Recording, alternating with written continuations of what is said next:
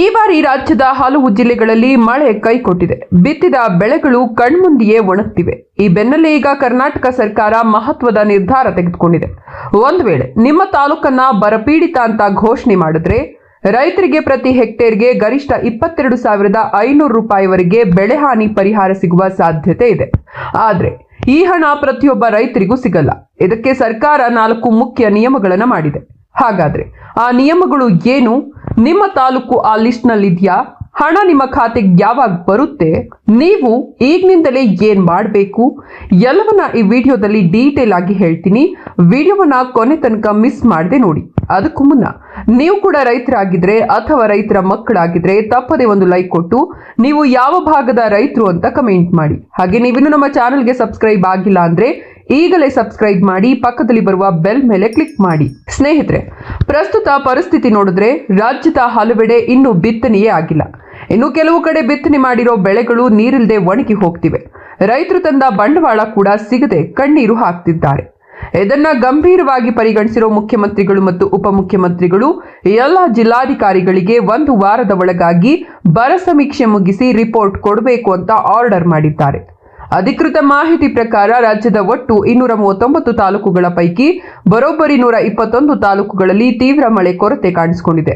ಇದರಲ್ಲಿ 11 ತಾಲೂಕುಗಳ ಪರಿಸ್ಥಿತಿಯಂತೂ ತುಂಬಾನೇ ಗಂಭೀರವಾಗಿದೆ.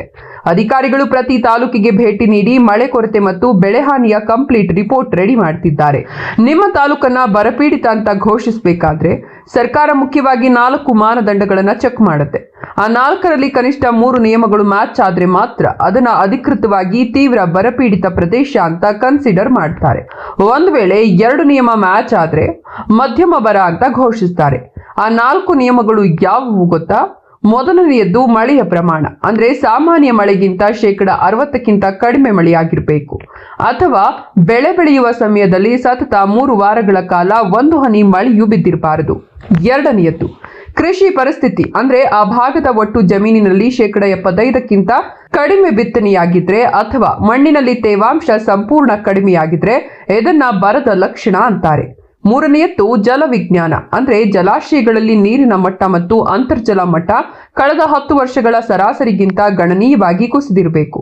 ನಾಲ್ಕನೆಯದ್ದು ಉಪಗ್ರಹ ಸಮೀಕ್ಷೆ. ಅಂದ್ರೆ ಸ್ಯಾಟಲೈಟ್ ಚಿತ್ರಗಳ ಮೂಲಕ ಬೆಳೆಗಳ ಆರೋಗ್ಯ ಮತ್ತು ಸಸ್ಯವರ್ಗ ಎಷ್ಟು ದುರ್ಬಲವಾಗಿದೆ ಅನ್ನೋದನ್ನ ತಜ್ಞರು ಪರಿಶೀಲನೆ ಮಾಡ್ತಾರೆ.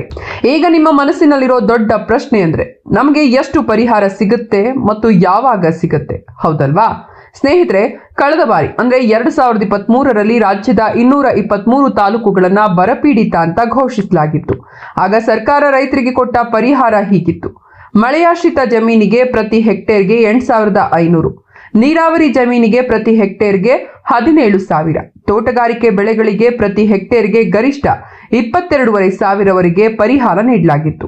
ಆದ್ರೆ ನೆನಪಿಡಿ, ಈ ವರ್ಷವೂ ಇದೇ ಪ್ರಮಾಣದ ಪರಿಹಾರ ಸಿಗುತ್ತಾ ಅನ್ನೋದನ್ನ ಸರ್ಕಾರ ಇನ್ನೂ ಅಧಿಕೃತವಾಗಿ ಅನೌನ್ಸ್ ಮಾಡಿಲ್ಲ.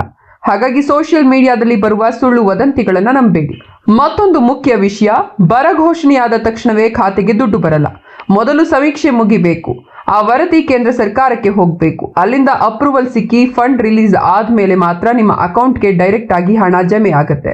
ಜುಲೈ ಕೊನೆಯ ವಾರ ಅಥವಾ ಆಗಸ್ಟ್ ಮೊದಲ ವಾರದಲ್ಲಿ ಇದರ ಕಂಪ್ಲೀಟ್ ಲಿಸ್ಟ್ ನಮಗೆ ಸಿಗಲಿದೆ.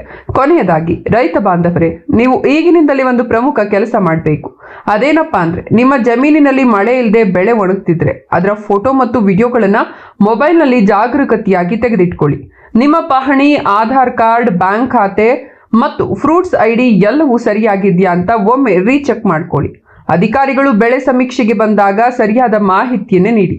ಇದರಿಂದ ಮುಂದೆ ನಿಮಗೆ ಪರಿಹಾರ ಸಿಗುವಾಗ ಯಾವುದೇ ತೊಂದರೆ ಆಗಲ್ಲ. ಸರ್ಕಾರದಿಂದ ಯಾವುದೇ ಅಧಿಕೃತ ಲಿಸ್ಟ್ ಬಂದ ತಕ್ಷಣ ನಾನು ನಿಮಗೆ ವಿಡಿಯೋ ಮಾಡಿ ತಿಳಿಸ್ತೀನಿ. ಸ್ನೇಹಿತರೆ, ನಿಮ್ಮ ಊರಿನಲ್ಲಿ ಈಗ ಮಳೆ ಹೇಗಿದೆ? ನಿಮ್ಮ ಬೆಳೆಗಳು ಚೆನ್ನಾಗಿದೆಯಾ ಅಥವಾ ಒಣಗ್ತಿದ್ಯಾ? ನೀವು ಯಾವ ಬೆಳೆಯನ್ನ ಬೆಳೆದಿದ್ದೀರಿ ಅನ್ನೋದನ್ನ ತಪ್ಪದೆ ಕೆಳಗೆ ಕಮೆಂಟ್ ಮಾಡಿ ತಿಳಿಸಿ. ಈ ಮಾಹಿತಿ ನಿಮಗೆ ಯೂಸ್ಫುಲ್ ಅನ್ಸಿದ್ರೆ ದಯವಿಟ್ಟು ಲೈಕ್ ಮಾಡಿ, ನಿಮ್ಮ ಭಾಗದ ಎಲ್ಲ ರೈತ ಬಾಂಧವರಿಗೆ ಶೇರ್ ಮಾಡಿ. ಮುಂದಿನ ಇಂಟ್ರೆಸ್ಟಿಂಗ್ ಅಪ್ಡೇಟ್ನೊಂದಿಗೆ ಮತ್ತೆ ಸಿಗ್ತೀನಿ. ಧನ್ಯವಾದಗಳು.